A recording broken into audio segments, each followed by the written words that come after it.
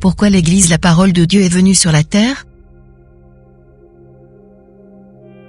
Savez-vous qu'un temps viendra, Satan le diable va rentrer au trône de Dieu, se repentira, et retrouvera sa gloire, étant le chef de tous les anges? Une révélation au-delà de la pensée humaine. La question exploitée dans cette vidéo suscite plusieurs réactions, points de vue, consentement, et analyses selon une personne à une autre. Les réponses prennent source au témoignage de chaque fidèle de l'Église, commentant les oracles ou miracles de Dieu dans leur vie, ou dans l'une de leurs proches. Elles sont également le résultat d'une prédication ou une exhortation, autrement l'ensemble de ses pensées dans la foi en Jésus-Christ.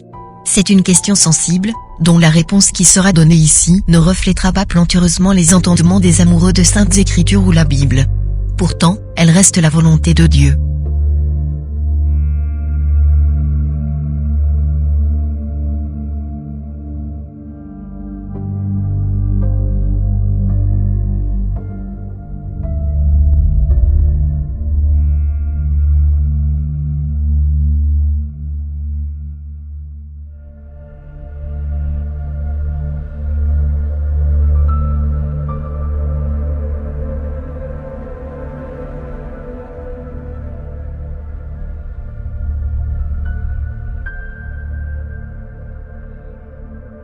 Au début de l'existence, l'Esprit de Dieu se mouvait au-dessus des eaux avant de tirer la terre, qui était au plus profond, qu'après, sépara ces eaux par les cieux et la terre.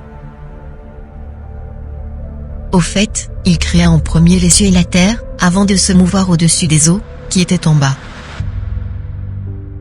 On ne prend pas garde de cet événement. En ce moment, la terre ou les eaux dans l'ensemble, avaient une vorticité inimaginaire.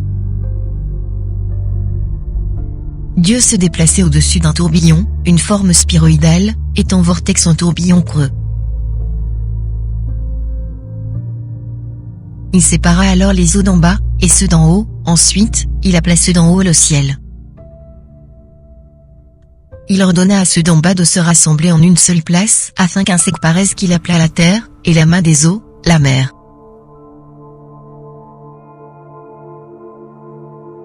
En effet, lui qui venait au début du néant, se mouvait au-dessus des eaux, décida alors d'aller s'abriter dans les cieux, en monde invisible et par là, prononça la parole qui fera progresser sa création jusqu'à l'homme, lequel il attribua la poursuite du travail, comme donner les noms aux animaux, cultiver la terre, dominer sur tout ce qui se met bas, procréer, ainsi de suite.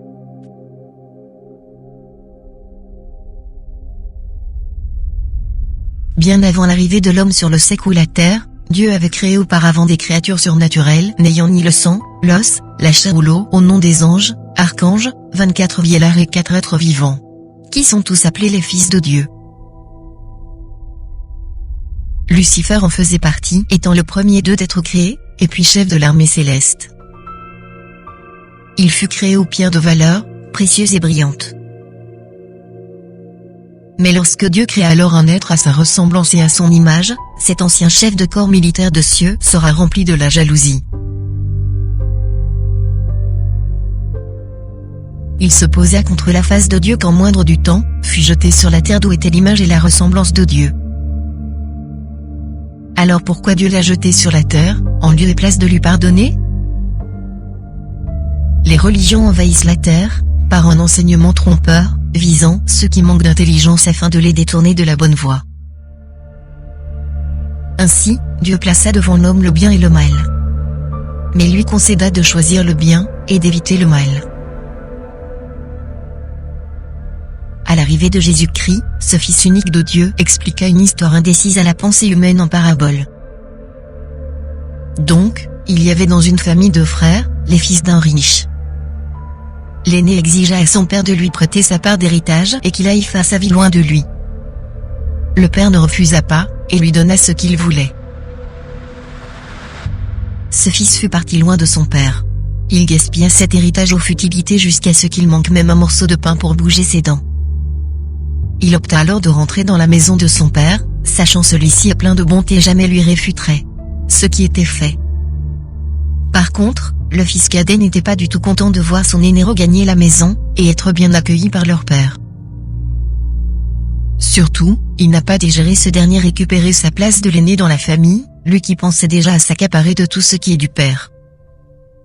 Cependant, le jour d'arrivée de l'aîné, le père était dans une grande joie d'avoir désormais dans ses mains l'un de ses fils, qui s'était perdu et toute la maison était dans la fête. L'enfant prodige, comme cette histoire du Christ nous en révèle, se croyait au bon moment de vivre en toute quiétude et liberté au niveau de son père, de faire tout ce qu'il aurait voulu.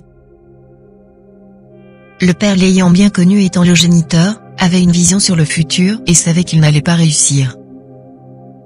Il aimait beaucoup, c'est pourquoi même si le cadet était resté, à son arrivée, il lui dota la robe royale, et organisa une grande fête dans la maison. Lucifer jeté sur la terre se déguisa en ange de la lumière parce qu'il envisageait être Dieu qui est la lumière. Il convoita depuis les cieux tous les atouts confiés à l'homme par Dieu, et au final, le Créateur lui en donna.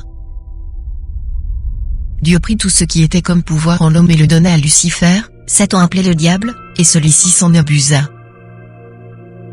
Jusqu'en ce moment il cherche quoi mettre sous la dent comme pain car le Christ a déjà récupéré tous les pouvoirs depuis les cieux jusqu'à la terre. Premier Christ n'en a pas confié pour une nouvelle fois au cadet qui est l'homme après l'avoir ravi à l'aîné qui est Lucifer. Celui dont Christ a appelé fils de la perdition. L'Église, la parole de Dieu, est venue sur la terre pour faire repentir l'aîné de la famille, et lui convaincre à regagner la maison du Père. Étant l'épouse du Christ, donc la mère de la création, elle qui porte le nom véritable de Dieu Jésus-Christ, la parole de Dieu, qui a tout créé, est présente sur la terre pour montrer la bonne voie à Satan, le diable a regagné la maison de son Père Dieu. Ce jour-là, le monde entier sera rempli de la connaissance de Dieu. Le loup habitera avec l'agneau et la panthère se couchera avec le chevreau, le lionceau, le veau et tout bétail seront ensemble. La vache et l'ours auront un même pâturage, le bœuf comme le lion ne mangeront que de l'herbe, ils ne se feront aucun mal car l'aîné, Satan appelé le diable, regagnera la maison du Père le Dieu Tout-Puissant Jésus-Christ. Le mal n'existera plus dans ce monde.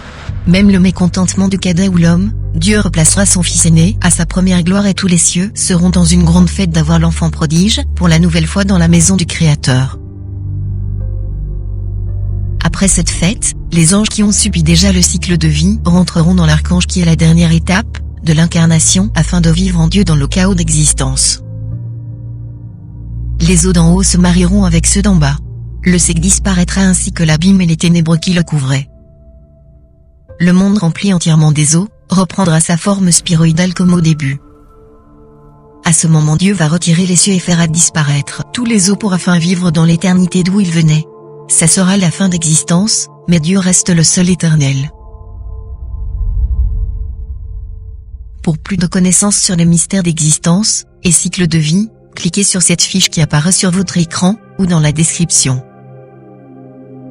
Abonnez-vous sur la communauté, ainsi que ces deux chaînes similaires, pour ne jamais rater toutes les prochaines vidéos des jeunes révolutionnaires de la Sainte Doctrine. En attendant, si vous avez quoi que ce soit, écrivez-le nous dans les commentaires. D'ici là portez-vous bien la famille.